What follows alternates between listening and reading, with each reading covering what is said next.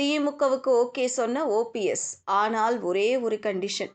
தேனியை பரபரப்பாக்கிய தகவல். அடுத்து என்ன?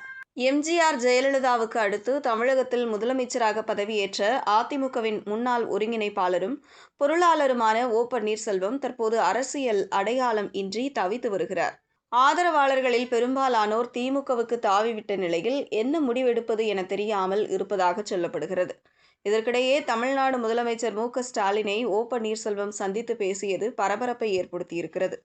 ஜெயலலிதா மறைவுக்கு பிறகு அதிமுகவில் ஏற்பட்ட அதிகார போராட்டத்தின் போது சசிகலா தரப்பின் அழுத்தம் காரணமாக முதல்வர் பதவியை ராஜினாமா செய்த ஓபிஎஸ் பின்னர் அவருக்கு எதிராக தர்மயுத்தம் என்ற அரசியல் போராட்டத்தை தொடங்கினார். அந்த காலகட்டத்தில் முன்னாள் அமைச்சர்கள் கே.பி. முனுசாமி, நத்தம் விஸ்வநாதன், பெங்களூரு புகழேந்தி உள்ளிட்ட பலர் ஓபிஎஸ்க்கு துணை நின்றனர். ஆனால் ஊழல் வழக்கில் சிறை செல்லும் முன் சசிகலா எடப்பாடி பழனிசாமியை முதல்வராக நியமித்து சென்றது அரசியல் சூழலை முற்றிலும் மாற்றியது.